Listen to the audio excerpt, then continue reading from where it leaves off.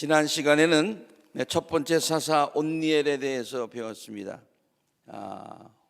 온니엘이 이제 하나님께 사사로 부름을 받았는데, 맨 처음에 그 이스라엘의 그 지파들, 12지파들을 이스라엘을 괴롭힌 그 족속이 그 중에서도 이스라엘 주변에 있었던 족속 중에서도 가장 센 나라였다고 그랬죠, 그렇죠?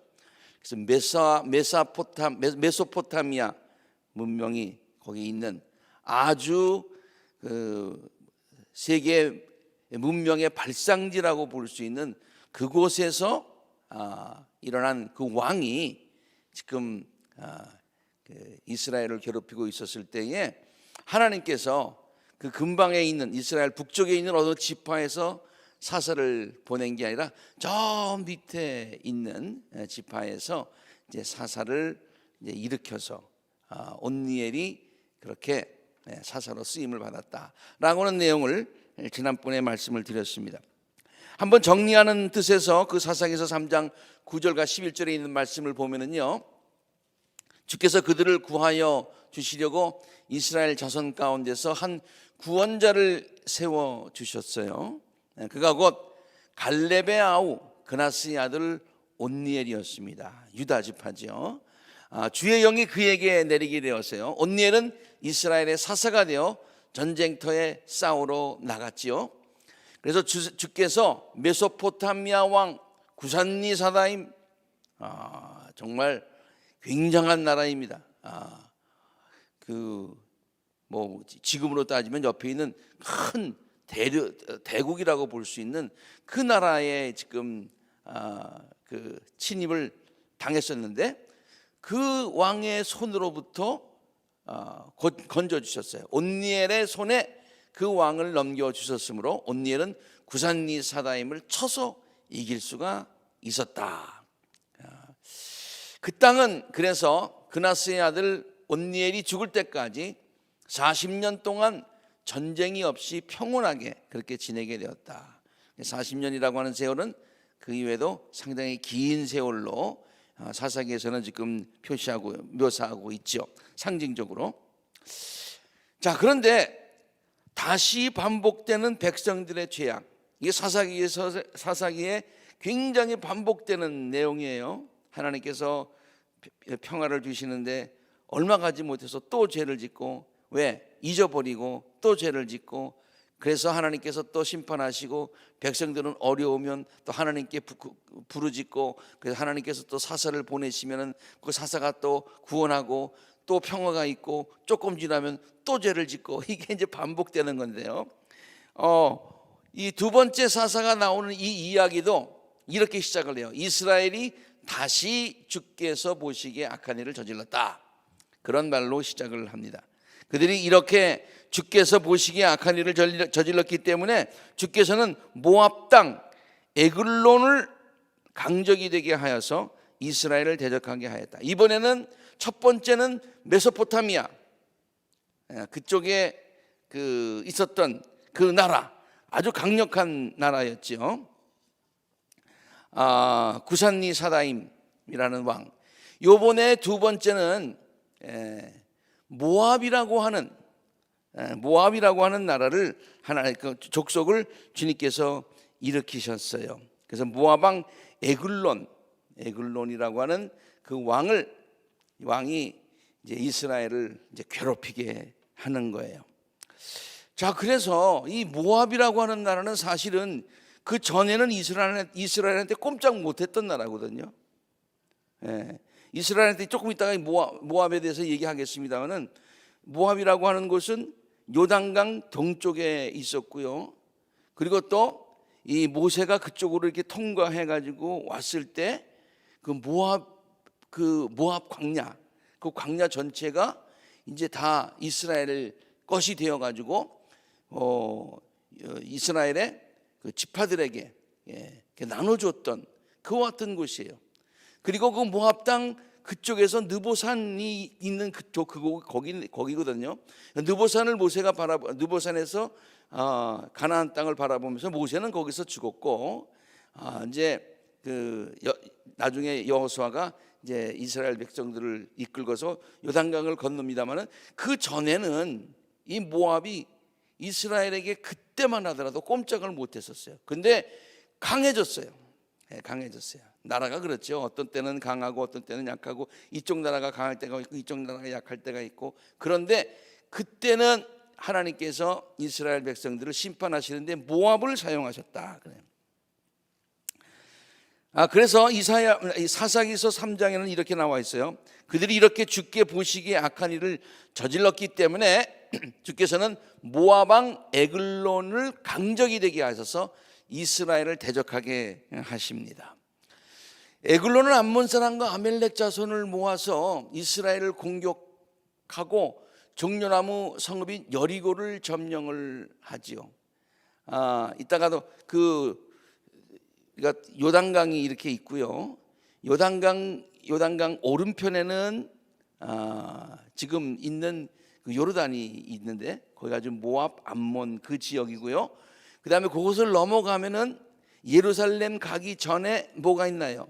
여리고가 있지요. 네, 그 여리고 성을 갖다가 벌써 침략을 해가지고 꼼짝 못하게 이렇게 괴롭혔다. 그래서 이스라엘 자손이 18년 동안이나 모압 왕 에글론을 섬겼어요. 이 섬겼다고 하는 것은 갔다가 그냥 계속 가다가 바치는 거죠. 조공도 바치고, 그다음에 뭐 뺏어가고, 뭐 막 괴로움을 굉장히 당했다는 것이죠.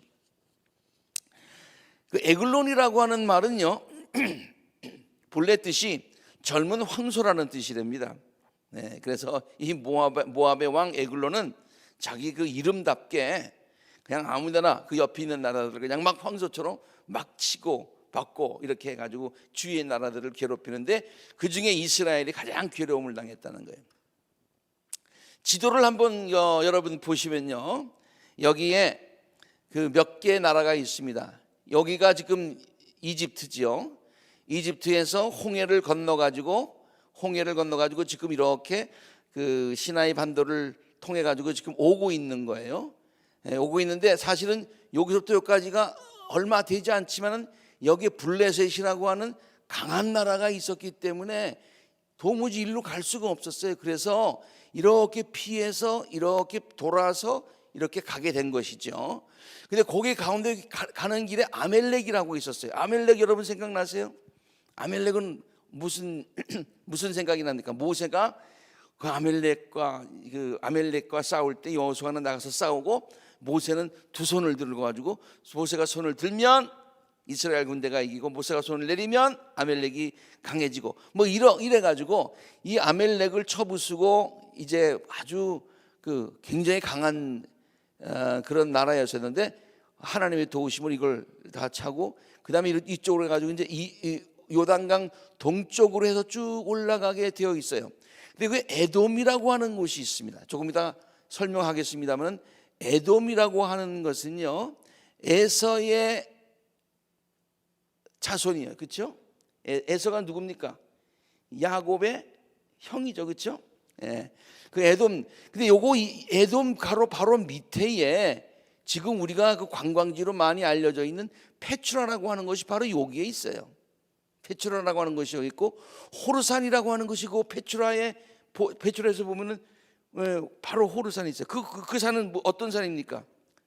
아론이 죽었다고 하는. 그래서 아론이 여기서 죽고, 그 다음에 다시 모세는 이것을 통해 가지고 이쪽으로 통과해 가지고 이 모압과 암몬 이쪽 지역을 우리가 점령하고, 그리고 그다음에 여기에서 이제 예루살렘 요단강을 건너 가지고 이제 이쪽으로 가게 되는 것이죠. 자, 이제 그렇게 되는데 모압이라고 하는 나라가 바로 거기에 있었어요. 근데 모압은요, 그 지도를 잠깐 계속 보시고요. 모압은 여기 모압이 있고 그 위에 암몬이 있는데요. 모압과 암몬에 대해서 먼저 잠깐만 얘기를 하죠. 그 롯 있죠, 롯 있죠, 네, 아브라함의 조카 롯이 이제 소돔과 고모라가 이제 멸망을 당하고 이제 나가서 나중에 그 딸들이 우리가 자손이 없어지면 어떡하나라고 걱정을 해가지고 창세기 19장에 보면은 참 이상한 일이 이뤄지게 됐죠. 그래서 두 딸이 아버지에게 이제 술을 먹이고 그렇게 해가지고 이제 들어가서 잠자리를 같이 해서 아기를 낳게 되는데요. 그 큰 딸이 아들을 낳아가지고 그 아들의 이름이 모압이라고 했어요. 그러니까 이 모압 족속은 아브라함의 조카인 롯의 큰 딸로부터 나온 족속이고요. 그래서 오늘날 모압 사람의 조상이 되었다 그렇게 되어 있고요. 참고로 암몬은 롯의 둘째 딸 후손이에요. 그래서 작은 딸도 아들을 낳았어요. 그 이름을 베남미라고 하였는데 그가 오늘날 암몬 사람의 조상이 되었다. 아까 그 지도를 다시 한번 보여주시면요. 그래서 이 모압이 첫째 딸의 아들, 암몬이 둘째 딸, 롯의 둘째 딸의 아들, 이렇게 지금 여기에서 같이 거주하고 있었습니다. 그러면 에돔이라고 하는 곳은 어떤 것이냐? 조금 아까도 제가 얘기했는데요. 이거 지난번에 제가 이 주변에 있는 나라들을 다 좀 소개했죠. 블레셋도 소개했고 여기에 있는 가나안 족속들도 소개했고 이쪽에 있는 메소포타미아에 있는 그 얘기를 지난 시간에 했는데요. 오늘도 여기 잠깐만 좀 보충으로 설명을 하겠습니다. 이 에돔이라고 하는 곳인데요. 에돔이 참 재밌어요. 에돔은요 에서의 자손들입니다. 에서는 야곱의 형이죠. 쌍둥이 형이죠. 신명기 23장 7절에 보면은요, 당신들은 에돔 사람을 미워해서는 안 됩니다. 지금 이스라엘 백성들에게 에돔에 대해서 어떻게 대해야 하느냐 그렇게 얘기를 하고 있는 거예요. 모세가 에돔 사람들은 미워하지 마십시오. 당신들의 친족입니다. 이스라엘이 야곱이 이스라엘이 됐잖아요. 그 야곱의 12자손이 지금 우리들인데 야곱의 우리 쌍둥이 형이 에서인데 그 에서 자손들이 지금 에돔 사람입니다. 그러니까 우리의 형제, 쌍둥이 형제의 족속들입니다. 그들을 미워하지 마십시오. 이집트 사람을 미워해서도 안 됩니다. 당신들이 그 땅에서 나그네로 살았기 때문입니다. 뭐 이렇게 그 얘기하는 형제 국가, 형제 지파지요. 그 다음에 또 계속해서 오바댜에 보면은요 이런 말이 있어요. 이것은 주 하나님이 에돔을 두고 하신 말씀이다. 내가 바위 틈에 둥지를 틀고 그 에돔이 지금 어디에 살고 있는가를 지금 이렇게 묘사하고 있는 구절이 성경의 오바댜서에 나오는데요. 내가 바위 틈에 둥지를 틀고 높은 곳에 집을 지어놨어요. 그러니까 높은 데다가 집을 지어놨어요. 누가 나를 땅바닥으로 끌어내릴 수 있으랴 하고 마음속으로 말하지만 너의 교만이 너를 속이고 있다. 그래서 그 당시에는 참 그 이상한 지형에서 살고 있었던 것 같아요. 그래서 높은 데다가 집을 짓고 아주 그렇게 살고 있었어요. 내가 독수리처럼 높은 곳에 보금자리를 꾸민다고 해야 돼. 이게 보통 높은 곳이 아니에요. 굉장히 독수리가 둥지를 트는 것 같아요. 내가 별들 사이에 둥지를 튼다. 얼마나 높으면 별들 사이에 둥지를 튼다고 그랬겠어요. 내가 너를 거기에서 끌어내리고야 말겠다. 왜? 에돔이 굉장히 이 성경에 보면은요, 에돔이 굉장히 교만했고요. 그리고 또 지금 오바댜가 선지자가 야단치는 것은 뭐냐면은 형제국인 이스라엘이 어려움을 당했을 때 모른 척했어요. 그래서 그것에 대해서 지금 꾸중하고 있는 것이 바로 그 성경 말씀인데, 내가 너의 교만을 끌어내리겠다. 나 주의 말이다. 그렇게 얘기를 합니다. 근데요, 우리 아까 지도에 에돔 지도하고 모압 지도 그 앞에 걸 잠깐 보여주세요. 요 에돔이라고 하는 바로 여기에 페추라라고 있고 호르산이 있어서 아론이 거기서 죽었다고 그랬어요. 그리고 그 바로 옆에 그 모세가 이 광야에서 바위에서 물을 솟게 했다는 같은 그 모세의 샘이 있는 그 곳이 바로 여기입니다. 이 고고학적으로 증명된 것은 아니지만은 많은 성서학자들이 그렇게 추측을 해요. 뭐냐면은 에돔 족속이 이 지역에서 와가지고 살았을 때 페추라에 살았던 많은 사람들이 에돔 족속과 이거나 에돔 족속과 관련이 있었다는 것이죠. 성경에 나오는 이 말씀도 굉장히 높은 곳에다가 집을 짓고 독수리가 있는 곳에 둥지를 틀고 별이 있는 곳에 둥지를 튼다고 그랬어요. 여러분 거기 그 페추라 한번 가보신 우리 같이 갔습니다만은 이 지형이요 굉장히 어떻습니까? 예. 뭐 여기 바위야 골짜골짜기 이렇게 지나가고 있어요. 근데 여기 보면 이게 다 집이야, 집. 조금 더 구체적으로 있으면은 멀리 광야 여기가 다 이렇게 집으로 되어 있어요. 그래서 이 지역에 그 당시에 거기 여기 보면은 전부 다 여기가 수로가 되어 있고요. 나름대로 굉장히 그리고 그다음에 그때 그 실크로드가 지나가는 거기에서 여기 이 지역을 지나갈 때 통행료를 받아가지고 아주 그냥 부를 누렸던 그와 같은 곳이죠. 어느 정도로 부를 누렸냐면은 여기에 자기 나름대로의 그 신전이 있는데 굉장히 이거 전부 다 바위를 깎아가지고 이 안에 신전을 졌는데 제가 이거 뭐 사진을 이렇게 찍은 거를 올렸습니다만 이것보다도 사실은 굉장히 더 화려한, 여러분 아마 가보셔서 아실 거예요. 굉장히 화려한 그와 같은 곳에 있었던 그 족속이 바로 에돔 족속이다 그런 얘기입니다. 그런데요 오바댜서는 계속해서 이렇게 얘기를 합니다. 나 주가 말한다. 그날에는 내가 에돔에서 슬기 있는 사람을 다 없애고 에서의 방방곡곡에 지혜 있는 사람들을 남겨두지 않겠다. 그러니까 에서의 족속이라고 하는 것을 바로 여기 얘기하고 있어요. 내 아우 야곱에게 저지른 그 폭행 때문에 내가 치욕을 당할 것이며 아주 망하게 될 것이다. 왜냐? 네 아우 야곱이 이스라엘이 어려움을 당하고 있을 때 너는 그냥 모른 척했다는 거예요.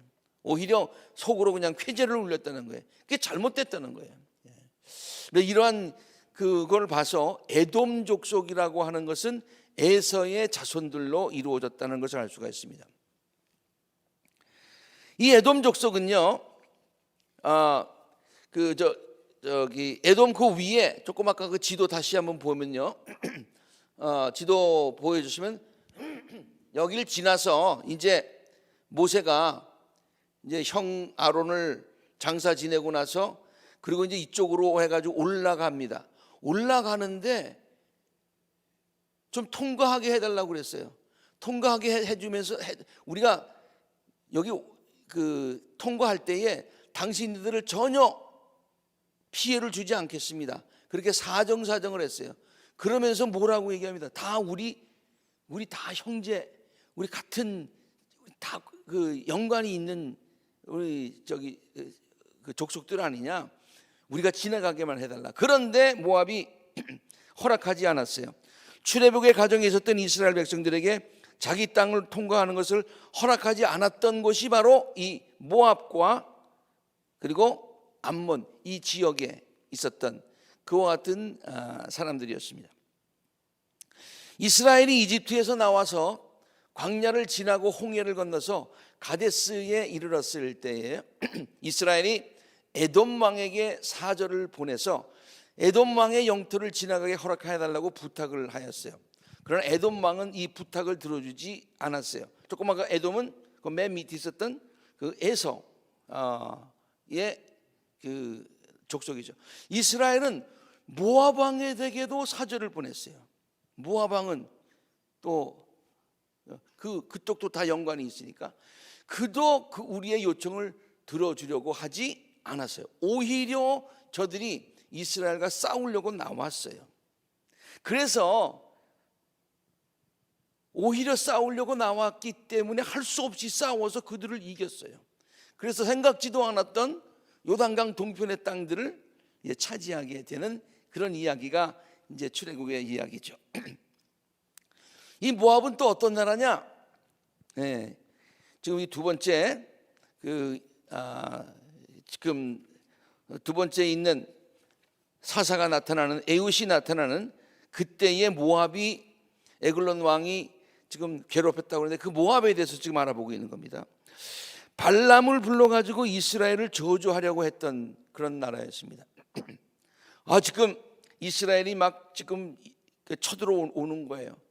그래서 굉장히 그 지역을 지금 다 점령하고 있어요.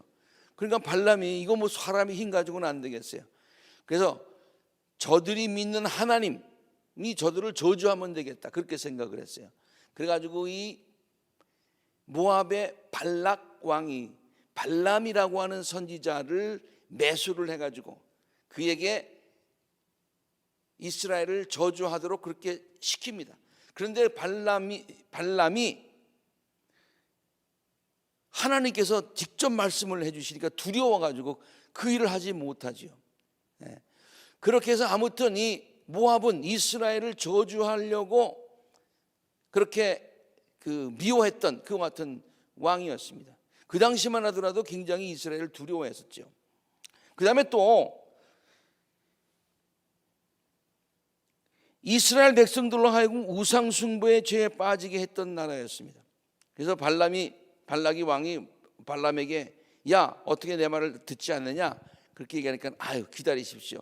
지금 그렇게 뭐 저주하는 것보다 조금만 있으면 그들이 이제 모압에 있는 여자들과 모압에 있는 그런 그 우상숭배에 빠지게 하는 방법이 있습니다. 이래가지고 발람이 이렇게 부추겨 가지고요 이런 일이 있게 됩니다. 이스라엘이 시담에 머무는 동안에 백성들이 모압 사람의 딸들과 음행을 하기를 시작을 합니다.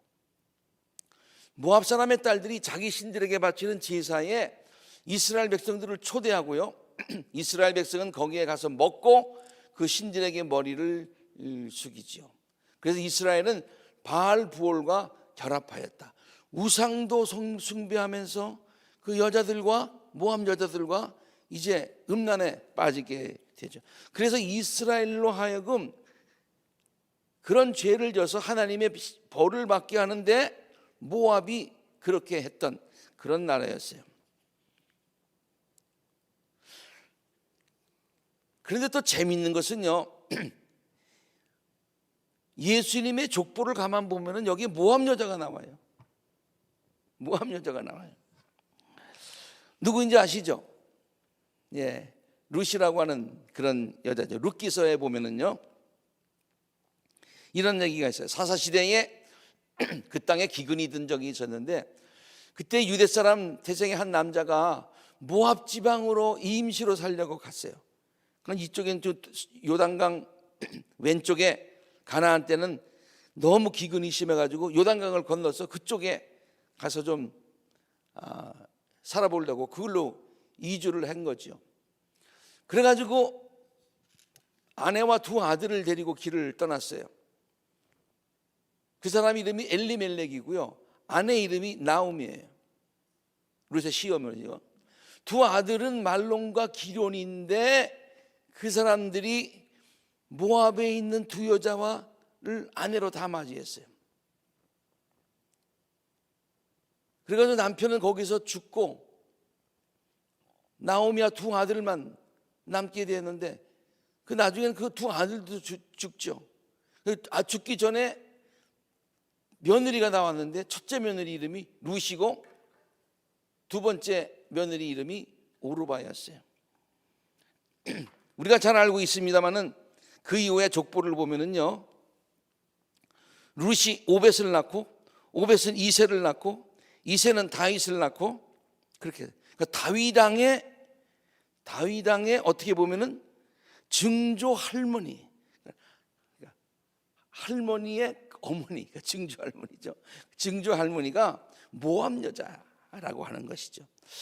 그래서 하나님께서는 이 구원의 역사를 이루실 때에 이렇게 이스라엘에 대적했던 그 모압 족속들도 다 포함시키는 그 구원의 큰 그림을 볼 수 있습니다만은 아무튼 그때는 모압은 이스라엘을 대적하는 그와 같은 나라였습니다. 참 그 메소포타미아의 그 큰 나라의 힘 있는 왕으로부터 이제 핍박을 받다가 거기서 조금 좀 헤어나오려고 그러니까 또 모압이라는 나라가 또 침범을 하게 되었어요. 그래서 하나님께 또 부르짖었습니다. 18년 동안이나 그랬으니까. 그래서 하나님께서는 에훗이라고 하는 구원자를 보내주시죠. 사사기서 3장 15절에 보니까요, 이스라엘 자손이 주께 울부짖으니까 주께서 그들에게 한 구원자를 세우셨는데 그가 곧 베냐민 지파 게라의 아들 왼손잡이 에훗이다. 여러분, 이 성경 말씀이 뭐 그냥 간단한 것 같지만 말이죠, 베냐민 지파 출신이다. 제가 말씀드렸죠. 베냐민은 야곱의 아들들 중에서 막내예요. 막내고 가장 힘이 없는 연약한 그와 같은 지파였습니다. 그리고 이 막내라서요, 조금 특이했어요. 아마 그 저항심도 굉장히 강했던 것 같아요. 아무튼 그 지파 중에서 숫자적으로나 모든 면에서 굉장히 작은 지파의 출신이고요, 하나님께서 구원자를 세우시 사사를 뽑으실 때 그 지파 중에서도 한 사람을 세우시는데 에훗이라고 하는 사람을 세웠는데 그 사람이 왼손잡이였다는 거예요. 왼손잡이 에훗. 근데 이 왼손잡이는요, 오늘날 생각하면 so what? 왼손잡이가 어때서? 근데 옛날 구약 시대에는 왼손잡이가 이상하게 좀 그렇게 좀 천대를 받는, 오히려 또 장애로 취급을 받는 그럴 때였어요. 요새는 안 그렇죠. 요새도 뭐 한국의 TV 보면은 뭐 많은 사람들이 왼손으로 밥 먹는 사람들이 굉장히 많이 있더라고요. 근데 이 에훗은요, 특별히 히브리서 원문에 보면은 오른손을 쓸 줄도 알고 왼손도 쓸 줄도 아는데 오른손보다 왼손을 더 잘 쓰는 사람의 왼손잡이가 아니라 오른손을 쓸 수 없어서 왼손을 쓰는 왼손잡이였어요. 그래서 아주 히브리 원문에는 그냥 왼손잡이니 오른손잡이니 그런 말을 표시하지 않고 그냥 장애인 이렇게 표현을 했어요. 이렇게 베냐민 출신 가운데서도 아주 작은 또 연약한 그런 에훗을 들어서 하나님께서 이제 그 놀라운 역사를 이루십니다. 고린도전서 1장 26절 29절 지난번에도 한번 인용했습니다마는 하나님께서는 이렇게 큰 일을 이루실 때에, 놀라운 일을 이루실 때에 약한 자를 들어서 강한 자를 부끄럽게 하시는 그와 같은 하나님이시다. 그래서 사도 바울은 고린도 교인들에게 우리가 하나님께 부름받았을 때 우리의 처지가 어땠는지 한번 생각해 봅시다. 우리 전부 다 약한 자였습니다. 제가 지난번에 꼴찌를 첫째로 만드시는 하나님의 은혜라에 대해서 설교 한번 한 적이 있죠. 우리 전부 다 꼴찌 그룹에 속할 수밖에 없었는데 하나님께서 우리를 택하셔서 첫째 그룹으로 삼으시고 우리를 이렇게 사용하셔서 우리를 이렇게 빛나게 하셨습니다. 이따가도 보겠습니다만은 에훗이 왼손잡이였기 때문에 가만 보면은 하나님이 이 일을 이루셨던 것 같아요. 에글론 왕을 암살하잖아요. 에글론 왕을 암살하러 갈 때에 왼손잡이니까 칼을 어디다 찼을까? 여기다 찼을까? 여기가 이쪽에다 찼단 말이에요. 이쪽에다가 뭐 이순신 뭐 동상이 있는데 뭐 칼이 뭐 오른쪽에 있니 왼쪽에 있니 뭐 이렇게 그 한때 뭐 말들이 많이 있었습니다만은 실제로 이 사람은 이 오른쪽에다 칼을 차야 이게 뽑았었을 거 아니에요. 근데 에글론 왕을 이렇게 봤을 때 이쪽에다가 칼을 차고서 있었으면은 굉장히 좀 두려웠을 것 같아. 근데 이쪽에다 칼을 찼으니까 에글론 왕이 생각할 때 뭐야? 안심을 하는 거지. 왜? 뭐 이쪽에서 칼을 이렇게 꺼내지는 않을 거니까. 나를 죽일 사람은 아니다. 이렇게 안심을 하게 했어요. 저는 이 부분을 보면서 야, 하나님께서 이 왼손잡이 에훗도 이렇게 또 쓰시는구나라는 그런 생각을 했어요. 그리고 실제로요, 나중에 베냐민 지파가 이 사사 시대 지나고 나면은 나중에 베냐민 지파가 나머지 다른 지파들 연합군과 해가지고 이가 막 대항해 가서 싸우는 적이 있잖아요, 그렇죠? 그래가지고 베냐민 지파가 거의 멸망을 아주 그냥 씨가 마르는 그와 같은 단계까지 이르게 되었는데, 뭐 한 레위 사람이 자기 첩을 갖다가 뭐 구하러 갔다가 그 뭐 아주 나쁜 일을 당하고 그 여자를 갖다 첩을 도망을 내 가지고 뭐 이렇게 그 얘기 있잖아요. 나중에 여기 배우겠습니다만, 그런 끔찍한 일이 있었을 때에 베냐민 지파가 미안하다고 그러지 않고 그냥 나머지 지파가 대항해서 싸웠어요. 연합군과 싸웠어요. 그때 재미난 표현이 하나 있습니다. 이 에훗이 베냐민 지파였기 때문에 그 이후에 왼손잡이 에훗, 왼손잡이 에훗. 그래서 그게 그냥 베냐민 지파의 청년들에게 굉장히 왼손잡이가 무슨 영웅처럼 됐던 것 같아요. 여러분 옛날에 생각나세요? 옛날에 기밀 있잖아요. 기밀. 레슬링 선수가 있을 때 우리 동네 나가면 말이죠, 그냥 기밀이 우상이에요. 우상. 기밀만 나타나면은 그냥 박치기만 한번 하면은 그냥 다 이긴다고 그래서 그렇게 막 친구들하고 기밀 얘기를 아주 신나게 했던 그런 기억이 나는데, 이 왼손잡이 에훗의 이야기가 베냐민 지파에게 아주 에훗이 영웅이 됐던 것 같아요. 그래서 왼손잡이가 굉장히 많이 생긴 거예요. 네. 그래서요, 나중에 상당한 세월이 지나다 보니까 베냐민 지파에서 모인 사람들, 군대들 중에서 정예분들이 전부 다 왼손잡이들이요. 이 모든 사람들 가운데 700명이 왼손잡이들이 나왔어요. 베냐민 지파들이 군대들이, 장원한 군대들이 여럿이 있는데 그 중에 700명은 왼손잡이들이야. 근데 그 700명이 물인매로 돌을 던져가지고 머리카락도 빗나가지 않고 맞히는 사람들이에요.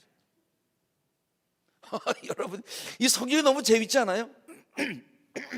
요게 에훗이 베냐민 지파에서 왼손잡이로서 하나님께서 그때는 참 부족하였는데 그 에훗을 사용해 가지고 에글론 왕을 죽이고 그 다음에 또 무찔르게 되어서 이 베냐민 지파 내에서는 이 왼손잡이가 아주 영웅이 돼 가지고 말이죠, 아주 그냥 왼손 가지고 이렇게 하도 훈련을 하다 보니까 돌을 쫙 던지면은 머리카락 한 치도 틀리지 않고 딱딱 맞는 그런 용사들이 700명이나 나왔어요. 700명. 하나 재미난 그런 이야기가 있습니다. 자, 그래서 모압 왕 에글론을 이제 암살을 하는데요. 그 암살하는 얘기는 그냥 성경을 읽도록 하겠습니다. 이스라엘 자손은 에훗을 시켜가지고 모압 왕 에글론에게 조공을 보내요. 그러자 에훗은 길이가 한 자쯤 되는 양쪽에 날이 샌 칼을 만들어 가지고 오른쪽 허벅지 옷 속에 탁 찼어요. 그러니까 누가 뭐라 그래도 이쪽에 찬 거니까 별로 이렇게 경계심을 안 가졌을 거예요. 모압 왕 에글론에게 가가지고 조공을 바쳤어요. 에글론은 살이 많이 찐 사람이었다 그랬어요. 에훗은 조공을 바친 뒤에 조공을 메고 온 사람들을 다 돌려보냅니다. 자기 사람들 다 돌려보내고 에훗 자신은 길갈 근처에 들 우상에 앉아 있는 곳에서 되돌아가 가지고 에글론에게 다시 찾아갑니다. 임금님, 제가 은밀히 드릴 말씀이 좀 있는데요. 그렇게 조공을 바치면 그게 누구 거예요? 나라 거죠. 그렇죠? 조공은 나라 거예요. 근데 이 에훗이 에글론 왕에게 드릴 말씀이 있다 그러니까 이 에글론 왕이 뭐라고 생각했겠어요? 자기에게 또 특별하게 주는 게 있을 걸로 이렇게 생각을 했던 것 같아요. 그래가지고 부하들을 물러가라고 명을 하고 에훗 왕에게 다가섰을 때에 마침 왕은 시원한 집 다락방에 홀로 앉아 있었어요. 그래가지고 이제 독대를 하는 겁니다. 그렇게 독대를 허락한 것은 에훗에 대해서 경계심도 안 가졌거냐, 에훗이 가가지고 얘기할 때 그 조공과 함께 자기에게 특별한 아마 그 뇌물을 주려고 생각했던 기대를 했던 것 같아요. 에훗이 임금님께 전하여 드릴 하나님의 말씀이 있습니다 하니 왕은 자리에서 일어났어요. 그때 에훗은 왼손으로 오른쪽 허벅지에서 칼을 뽑아가지고 왕의 배를 팍 찔러버렸어요. 칼자루까지도 칼날을 따라 들어가서 칼자루까지 들어갔으니까 얼마나 세게 찔른 거예요. 칼끝이 등 뒤로 나와버렸어요. 에봇이 그 칼을 빼내지 않았으므로 기름기가 칼에 엉겨 붙었다. 이 참 재밌는 표현이죠, 성경이. 뭐 기름기가 이렇게 막 엉길 정도로. 에봇은 현관으로 나가서 뒤에서 다락문을 닫고 걸어 잠그고 나왔어요. 에봇이 나간 뒤에 그의 부하들이 와가지고 다락문이 잠겨 있는 것을 보고요, 왕이 그 시원한 다락방에서 용변을 보고 있다고 생각해요. 이건 코미디도 아니고 말이죠. 성경에서 이런 이야기가 나오는 거예요. 그러나 오랫동안 기다려도 왕이 끝내 다락방 문을 열지 않으므로 열쇠를 가져다가 문을 열고 보니 왕이 죽은 채로 바닥에 쓰러져 있었다. 이렇게 암살을 했습니다. 사사기서는요, 에후의 승리도 전적으로 하나님의 도우심이었다고 기록을 하고 있습니다. 에훗이 나중에 이런 얘기를 합니다. 나를 따르라 백성들이요, 주께서 너의 원수 모압을 너의 손에 넘겨주셨다. 내가 지금 너희들에게 모압 왕을 내가 이긴 것이 아니라 주께서 넘겨주셨다, 이렇게 얘기를 해요. 그래가지고 다시 자기 고향으로 돌아가는데요, 그 지도를 한번 보여주세요. 먼저 그곳에 가가지고 여기에 지금 모압 왕을 쳐 죽이고요, 그리고 와가지고 베냐민 출신이잖아요. 그런데 베냐민에서 에브라임으로 갑니다. 에브라임으로 가면 자기 누굽니까? 이게 에브라임이 베냐민과 요셉과 이게 친척이죠. 이게 한 어머니의 난 가까운 그 에브라임. 그리고 에브라임은 전체 지파의 리더격이었다고 했어요. 그러니까 에브라임으로 가가지고 에발산과 그리심산 이 근방에서 모든 족속들에게 이제 모든 족속들을 모읍니다. 그 얘기가 나오는 거예요. 그것에 이르러서 에브라임 산간지방에서 소집나팔을 불자 이스라엘 자손이 그를 따라서 산간지방으로 다 모여가지고 이제 그 밑으로 다시 그 지도를 보세요. 이 산간지방에 모여가지고 이쪽이 전부 다 산간지방이라고 그랬죠, 그렇죠? 이쪽이 예루살렘, 여기가 헤브론, 이게 전부 다 산지를 달라고 그랬다고 했어요. 이쪽도 다 산간지방이에요. 이쪽은 뭐예요? 이쪽은 평지예요. 이거는 해발보다도 더 낮은 해변보다도 더 낮은 곳에 있는 거예요. 이곳으로 내려가 가지고 다 쳐부셨다. 그 얘기를 지금 하고 있는 것입니다. 그래서 요단강 나루터를 점령을 합니다. 요단강 나루터를 점령하는데 그들이 에훗을 따라서 내려가 모압으로 가는 요단강 나루를 점령하고 한 사람도 건너가지 못하게 하였어요. 그들이 쳐 죽인 건장하고 용맹스러운 모압 군인수는 모두 10,000명이 되었는데 한 사람도 도망치지 못했다 그랬어요. 자, 그래서요, 요단강 나루터는 여리고성 앞에 있는 곳이었을 것입니다. 아까 다시 지도를 다시 보면요, 여기가 여리고고, 그다음에 여기에서 쭉 올라가면은 예루살렘. 이게 지금 이렇게 언덕으로 쭉 올라가서 이게 산지로 올라가면은 이 여리고는 평지예요. 여기서 조금 보면 요단강이 있는데 여기 사해고, 여기가 길목이에요. 그래서 이 사람들이 이 길을 막아가지고 지금 여기에서 그 이스라엘 백성들을 괴롭히고 있었는데, 이제는 모압 사람들이 여기 있다가 다시 모압으로 가지 못하게 딱 길을 막아놓고서 모압 사람들을 전부 다 쳐부시게 되었다, 그런 얘기입니다. 에글론은 암몬 사람과 아말렉 자손을 모아가지고 이스라엘을 공격하고 종려나무 성읍인 여리고를 점령하였다. 그래서 이스라엘 자손이 18년 동안 모압 왕 에글론을 섬겼다라고 앞에 부분에 얘기했는데, 바로 그 부분을, 모압이 차지했던 그 부분을 이제는 에훗이 이스라엘 지파들과 함께 해가지고 그곳을 차지하고 모압 사람들을 거기서 10,000명이나 죽이게 되는 것입니다. 그래서 성경은요, 하나님의 도우심으로 다시 이스라엘에 평화가 찾아왔다라는 이야기로 마무리합니다. 그날 모압은 굴복하여서 이스라엘의 통치를 받게 되었습니다. 오히려 이스라엘의 통치를 받게 되었어요.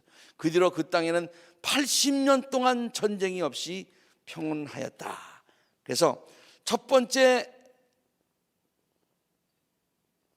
그 사사는 메소포타미아 나라에서 침입했을 때고, 두 번째 이 사사 시대는 어디서부터? 모압의 침략을 받아서, 그러나 하나님께서 저들을 사사를 일으켜서 저들을 구해 주셨다라고 하는 이야기가 오늘까지의 이야기가 되겠습니다. 그냥 그 사사기서에 있는 그 사사가 무슨 어떻게 그 활동을 했고 어떻게 나라를 구했다는 얘기는 굉장히 간단한데요, 그 주변에 그 나라들이 어떤 나라였으며 과거에는 어땠고 또 이스라엘 백성들에게 어떤 의미가 있는지 좀 이렇게 자세히 알고 보면은 조금 더 성경의 이야기가 더 이렇게 그 좀 아주 새롭게 느껴지는 줄로 압니다. 함께 기도하겠습니다.